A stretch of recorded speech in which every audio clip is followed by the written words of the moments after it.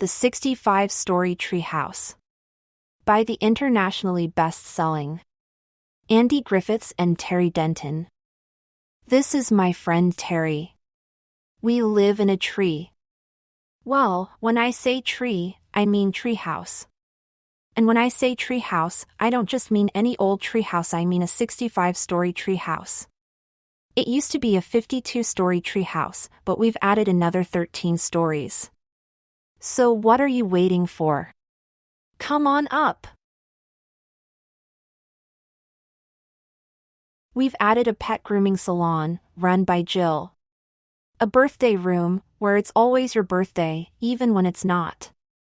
An unbirthday room where the longer you stay, the younger you get, so don't stay too long or you'll end up like a little baby.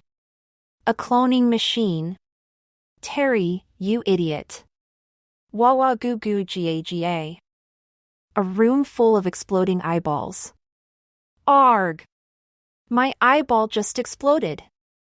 TreeHouse Treehouse News Network, a 24-hour TV news center featuring regular updates on all the latest treehouse news, current events, and gossip. A lollipop shop run by a lollipop-serving robot called Mary Lollipop Pins. She serves every type of lollipop in the world, past, present, and future. A screeching balloon orchestra. Screech! An owl house with 3 wise owls. We don't 9102 always know what they mean, but that's because they're so wise, an invisible level. An ant farm with 65 chambers. A quicksand pit. And a bow and arrow level. As well as being our home, the tree house is also where we make books together. I write the words and Terry draws the pictures. As you can see, we've been doing this for quite a while now. No!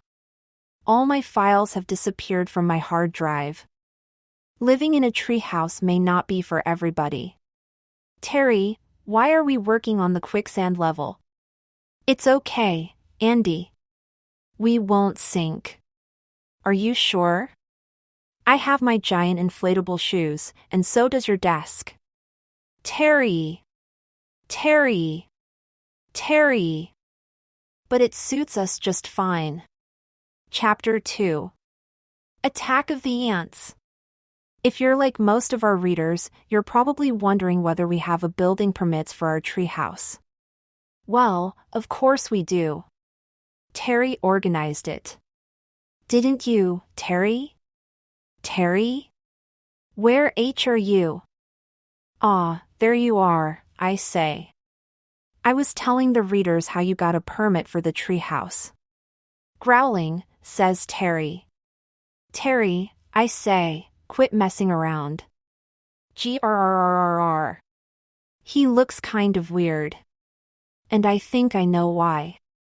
He's covered in ants. Have you been playing in the ant farm again? I say. But Terry doesn't answer. He just reaches out and grabs me by the throat. Terry? I gasp. Just when I can hardly breathe a moment longer. Another Terry rushes in. Don't worry, Andy, says the second Terry. I'll save you. The second Terry whacks the first Terry with a badminton racket. Whap! And all of a sudden the air is filled with ants. There are ants everywhere, which is bad. But I'm not being strangled anymore, which is good. Are you okay, Andy? Says Terry. Yes, I say. I think so, but what's going on? Why did you attack me like that? That wasn't me, says Terry. It was the ants pretending to be me. I accidentally left the ant farm gate open and they escaped. I tried to get them all back in, but they made themselves into a fake me and knocked me out. Then they must have come after you. But why? I say. I didn't do anything to them. Me neither, says Terry. All I know is that now they've turned into a giant foot and are about to stomp on us. Run! Stomp! Stomp, stomp!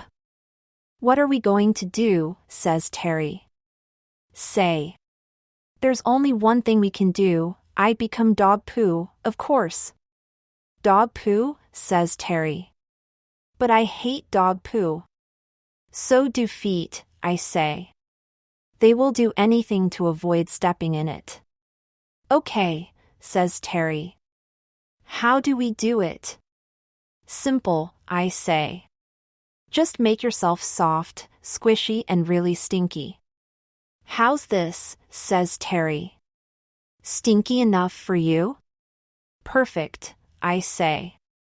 Perfectly disgusting? And, sure enough, the antfoot stops stomping and just hovers cautiously in the air above us. It's working, says Terry. They can't squash us now. No, I say, not unless they change shape again. Oh no, says Terry. They are changing shape WOH again into a giant pooper scooper. No problem, I say. We'll just change ourselves into a puddle of water. We'll be safe now, I say.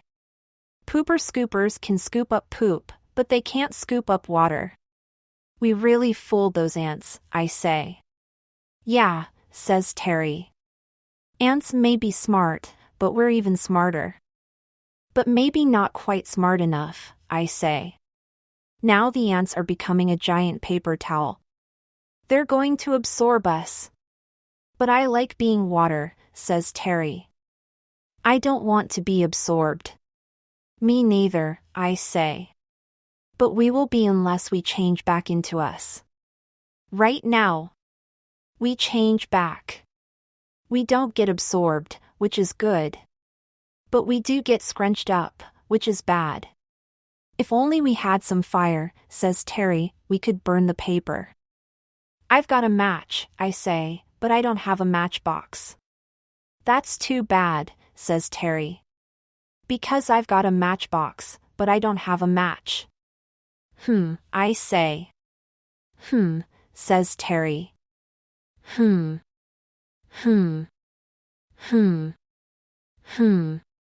Hey, I say, I've got a great idea. What? Says Terry. Why don't we put my match and your matchbox together? That sounds dangerous, says Terry. It might start a fire. Exactly. I say. Take that, ants. It's working, says Terry. The paper towel is burning up. Yes, I say. But I think we're burning up, too. Yeah, says Terry. My head is getting quite hot. That's probably because your hair is on fire, I say. So is yours, says Terry. A-A-A-G-G-G-G-H-H-H-H, we scream. But we don't scream for long, because next thing we know the ants turn into a giant hose and resids start blasting us and themselves with cool, fresh, fire-quenching ant water. They blast and they blast and they keep on blasting until we are trapped at the top of gushing geyser of angry ants. What do we do now? Says Terry. Call for help, I say, and hope like crazy that Jill hears us. No. Help. Chapter 3. Jill to the rescue. Help. I yell. Help, yells Terry. Andy, says a familiar voice. Terry? What are you doing up there? It's Jill. The ants went crazy and turned into a hose. I say. Can you turn the tap off so we can get down? Says Terry. Sure thing, says Jill. Jill turns the hose off at the ant tap, and Terry and I fall to the ground with a loud thump. Thump! What did you do to upset the ants? Says Jill. They appear to be very agitated. It's Terry's fault, I say. He left the ant farm gate open and all the ants got out and started attacking us. I only left it a little bit open, says Terry. Jill frowns. When it comes to ants, she says, a little can be a lot. I'd better have a talk to them. She gets down on her knees, makes her fingers into pretend antennas and wiggles them around. It's not working, she says. I'm too big. I need to be ant-sized. Draw me smaller, Terry? Sure, Jill, says Terry. One ant-sized you coming up. Soon Jill is deep in conversation with the ants, which is not surprising, really, because Jill can talk to any animal, even insects, and ants are insects, which is why she can talk to them. What do you think they're talking about, says Terry. Beats me, I say. I don't speak ant. Finally Jill turns to us and starts explaining, but her voice is just a tiny little squeak. Oh, great! I say. Now we can't understand her because she's too small. No problem, says Terry. I'll give her this micro-mini megaphone I made last week. Thanks, Terry, says Jill through the micro-mini megaphone. The ants said they're very cross of one and Andy keep wrecking their ant because you farm. But I'm always really careful around the ants. I say. Me too, says Terry. I'm even more careful than Andy. And I'm even more careful than Terry. I say. Well, says Jill, that may be true, but perhaps you're not being as careful as you think you are. Take a look at this. All the times Andy and Terry have accidentally wrecked the ant farm without realizing. Those poor little ants, says Jill. You owe them a really big apology. I'm really sorry, I say. Me too, says Terry. I'm really, really sorry. I'm even sorrier than Terry, I say. And I'm even sorrier than Andy, says Terry. I think the ants will be okay now, says Jill. Just promise that, whatever you do, will never you disturb their ant farm ever again. We promise, I say. Don't we, Terry? Yes, says Terry. We really, really promise. Good, says Jill, leading the ants away, back to the ant farm. Now, where was I? Oh yes, that's right, I was telling you all about the permit. Like I was Terry took care of that. Didn't you, Terry? What, says Terry. The building permit. I was telling the readers that you organized it. You did, didn't you? Well, sort of, says Terry. Except for one small problem. What problem? I say.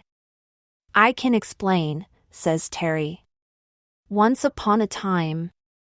Hold on, readers, we're going into a flashback. Swirl! Once upon a time, says Terry, you gave me some money to go and get a building permit for our treehouse. So off I went to the building permit office. On my way through the forest, I met a friendly little man selling See Into the Future peanuts. And, luckily, I had exactly the right amount of money to buy the whole bag. I didn't eat them, though, because I remembered that I'm allergic to See Into the Future peanuts. So, I traded the See Into the Future peanuts for the fastest horse in the world, but it wasn't fast enough, so I traded it for a talking goat. But the goat only spoke French, so I traded it for a singing monkey. But it turned out the monkey couldn't sing happy birthday, so I traded it for a solid gold goldfish. But the solid gold goldfish was so heavy it couldn't even swim, so I traded it for a mathematical mouse, but the mathematical mouse thought 2 + 2 = 5, so I traded it for a performing flea. But the performing flea refused to do any tricks, so I traded it for a magic bean. After all that trading, I was really hungry. So hungry that I completely forgot and I ate the magic bean. You completely forgot what? I say. About getting the permit? No, says Terry, I completely forgot that as well as being allergic to See Into the Future peanuts, I'm also allergic to magic beans. I didn't feel so good, and then I felt worse. And then I felt even worser, and then, just when I thought I couldn't feel any more worser, I blew up. Now it's time to come back to the present. Swirl! So you're telling me we don't have a valid building permit for the treehouse? I say to Terry. That's right, he says. But look on the bright side, I blew up but I didn't die. That's true, I say, putting my hands around his throat, but you're going to die now. Any last words? Yes, gasps Terry. Who's going to answer the phone? Ring ring. Ring ring. Ring ring. Ring ring. I will, I say. And then I'll finish strangling you. I let go of Terry and answer the 3D video phone. Did I mention we have a 3D video phone? Well, we do, and it's 3D. It's Mr. Big Nose, our publisher. What took you so long? He says. Andy was trying to strangle me, says Terry. I'll strangle you both if your next book isn't here by 12 o'clock today, says Mr. Big Nose. Goodbye. This is terrible, I say. Not only do we not have a permit for the treehouse, but we haven't written our book and it's due in today. Look on the bright side, says Terry. What bright side? I say. I still didn't die after I ate the magic bean and blew up, he says. I go back to strangling him. Letter for you, calls Bill the postman, distracting me and accidentally saving Terry's life. Cool, says Terry. I love getting letters. We sit down and read the letter. This is what it says. Inspector Bubble Wrap Safety Central Headquarters Building Permit Department. Dear Andy and Terry, this is to inform you that I will be visiting your treehouse in 1 minute to check that you have a current and valid building permit. Regards, Inspector Bubble Wraps. What a nice letter, says Terry. Are you crazy? I say.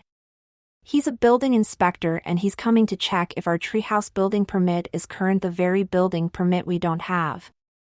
Yikes, says Terry. When is he coming?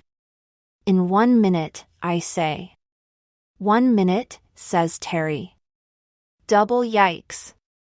Chapter 4. Inspector's Bubble Wrap. The doorbell rings and we go to answer it. Hello, says the man at the door. My name is Inspector Bubble Wrap. I trust you received my letter. Well, yes, we did, I say, but dash. Excellent, says the inspector. May I please your building permit for this treehouse? Well, yes. I say, although when I say yes, I mean no. We don't actually have one, thanks to Terry.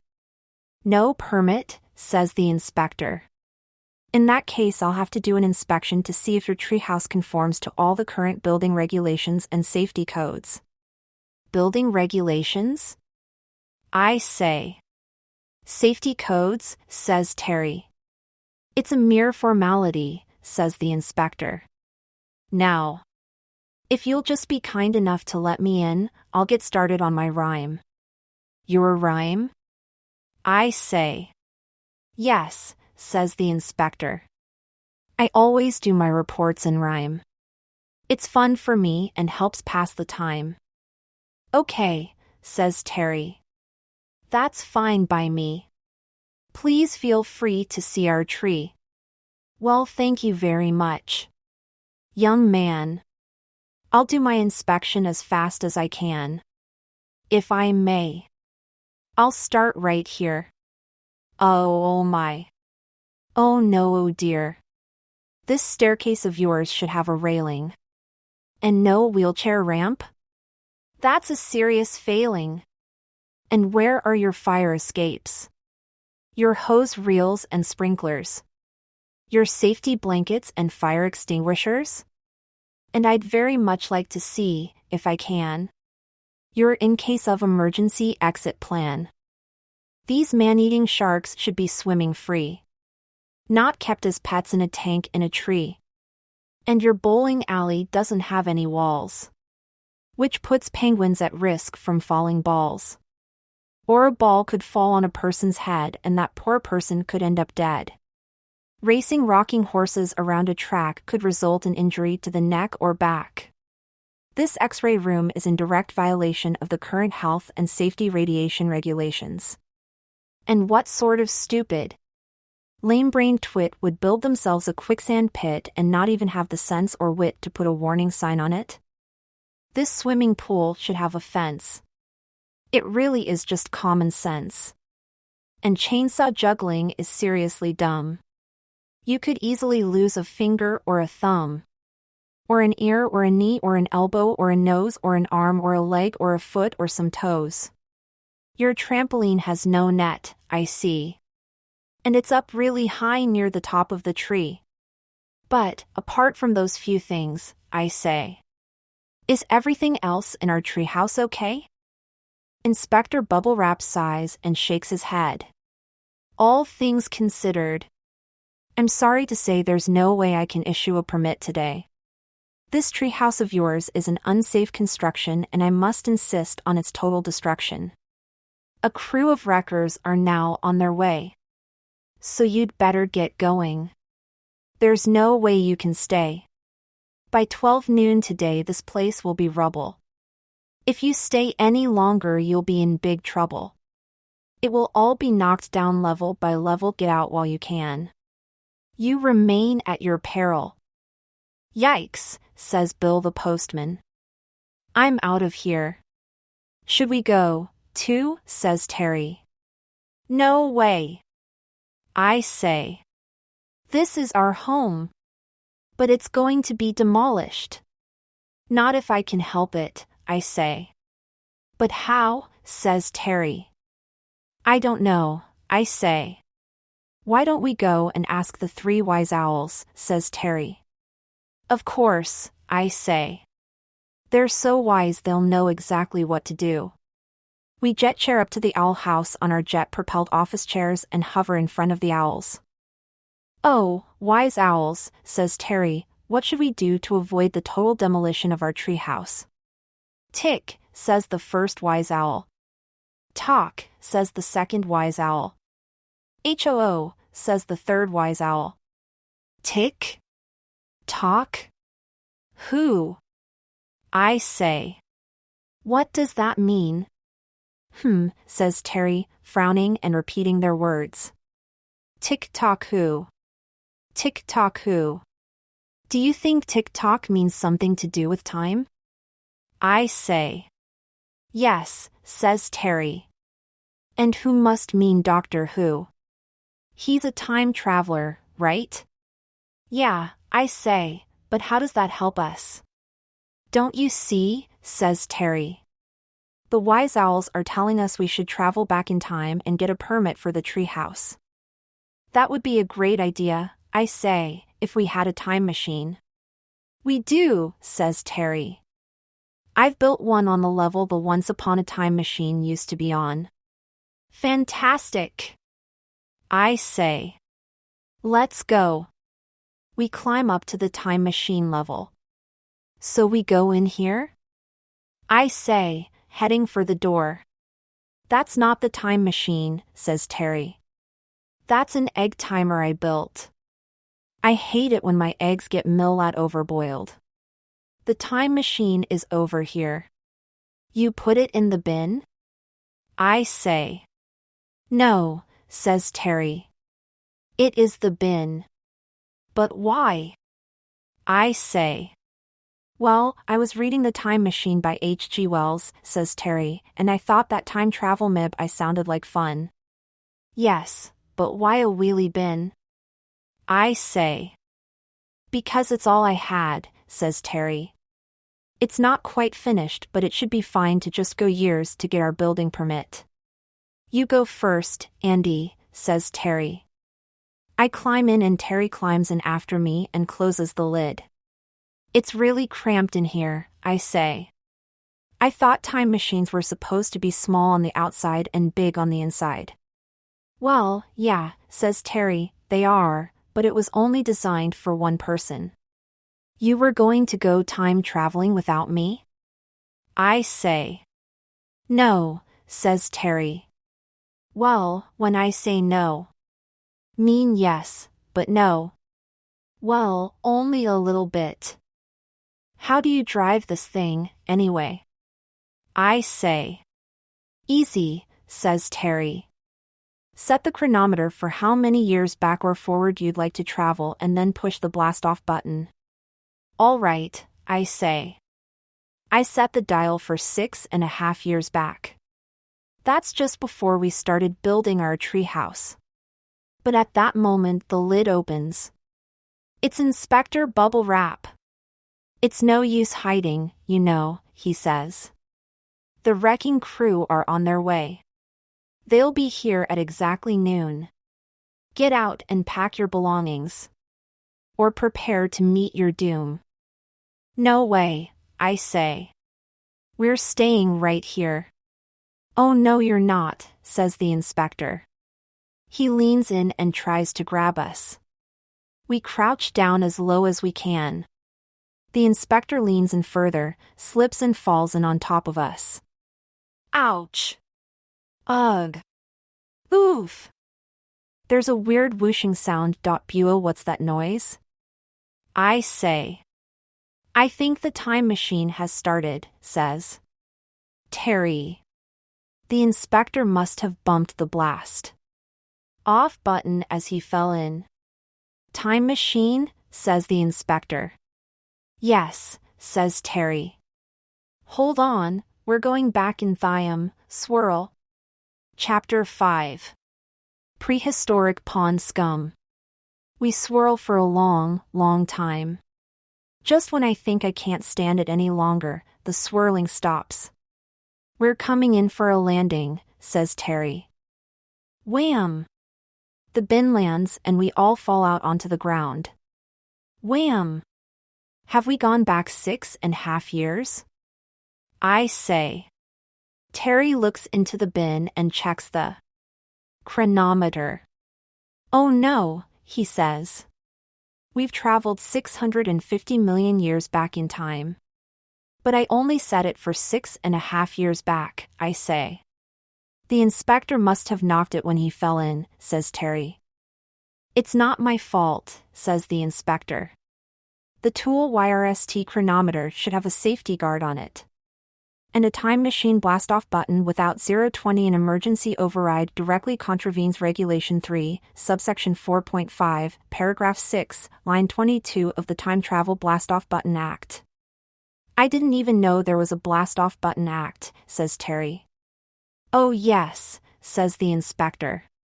It's right here in this book, Rules and Regulations of the World, Jew Past, Present and Future. I never go anywhere without it. Hey, Andy, says Terry, look at this puddle. It's full of pond scum, and one of the pond scum looks just like you. You're right, I say. And that one looks just like you. Who are you calling pond scum, pal? Says pond scum Andy. You're not exactly an oil painting yourself. Leave him alone, says pond scum Terry. Wow, says Terry. Talking pond scum. That's no ordinary pond scum, says the inspector. These are the world's earliest simple life forms. We're witnessing the beginnings of life on Earth. You got that right, pal, says pond scum Andy. But it could be the end for us any time soon. How come, says Terry. Because the only thing keeping our puddle from drying up is that overhanging rock ledge. I look up at the rock ledge Terry is standing on. I see what pond scum Andy means. It is the only shade around here, and the sun is really hot. That's too bad, I say. It's even worse for you, says pond scum Andy, because if we don't make it, you'll never exist at all. At least we've had a life, even if we have spent it just floating around in a puddle. I mean, it's better than nothing. What do you mean we won't exist, says Terry. If life forms like us get burned up, says pond scum Terry, then complicated life forms like we'll never get the chance to evolve. Oh no, says Terry, looking really worried. Relax, I say, they'll probably make it. They've got shade. But not for long, says Terry. This rock ledge is cracking. I think it's about to break. You idiot, Terry, screamed the pond scum as a large piece of rock breaks off and crashes down into the puddle. That puddle should have a sun shelter over it, says Inspector Bubble Wrap. It contravenes Regulation 456, Section B, Part 2 of the Prehistoric Sun Shelter Act. I therefore declare this puddle illegal. What if we built a sun shelter? I say. You'd need a permit for that, says the inspector. Can you give us one? Says Terry. Well, under the circumstances and given that the future of life on Earth depends on it, says the inspector, I think I could rush the paperwork through. Great! I say. Let's get started. Pretty soon we've built the most amazing 65-story prehistoric pond scum puddle sun shelter you've ever seen. There you go, says Terry. That should keep you all sun safe for the next 300 million years or so. Thanks, Terry, says Pond Scum Terry. You're a Thebiist. No, Andy is the best, says Pond Scum Andy. That's where you're wrong, says Pond Scum Terry. Because Terry is the best. You're the one who's wrong, says Pond Scum Don't Know What You're Talking Andy. Because you about. Andy is the best. No contest. The pond scum continue shouting at each other.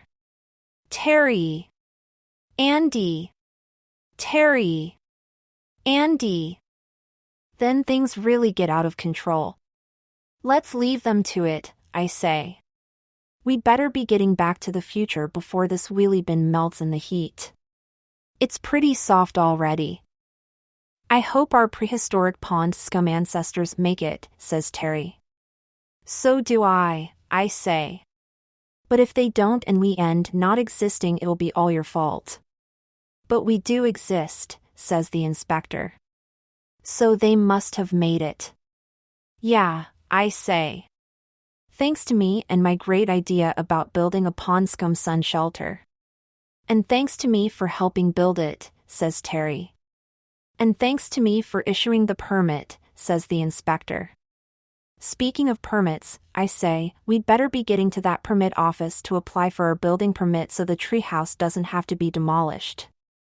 Sure thing, Andy, says Terry. I've set the chronometer for 6.5 years before we left. Hold on, everybody. Swirl. Chapter 6. Dancing with Dinosaurs.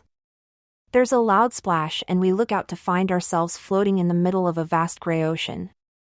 Well, that's just great, I say. Right time, wrong place. Actually, I think you'll find it's the wrong time as well, says Terry.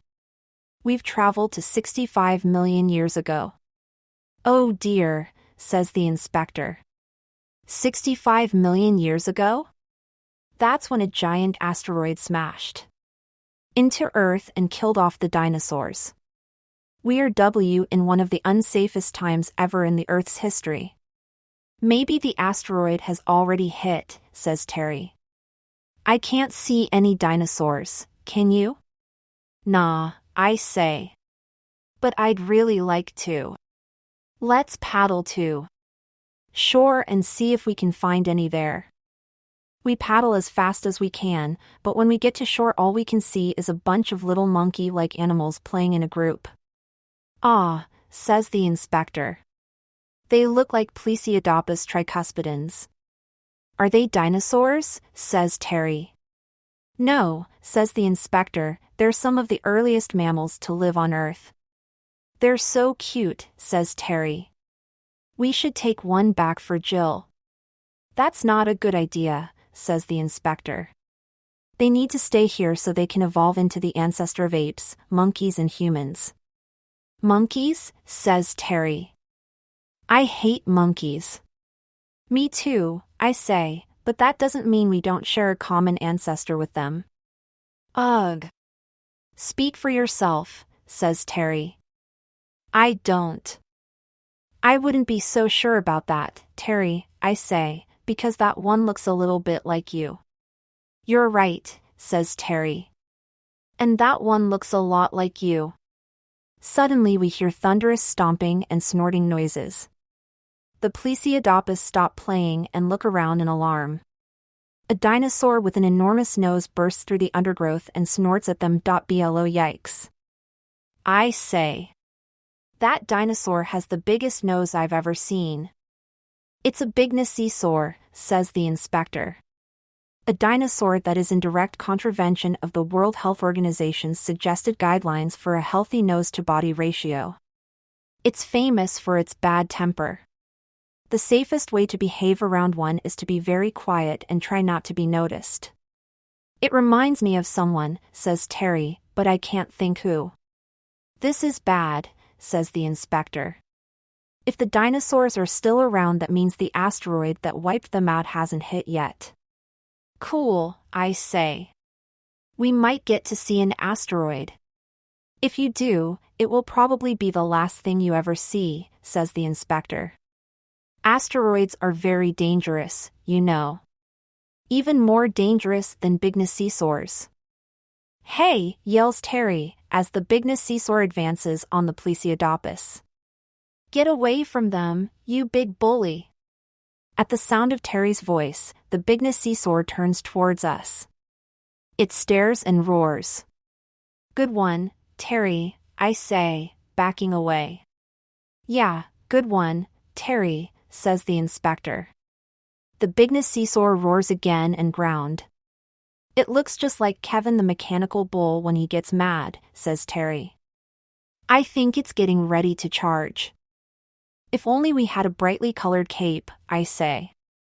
Maybe we could distract it. A brightly colored safety vest might work, says Terry. Don't be stupid, I say. Where are we going to get a brightly colored safety vest from?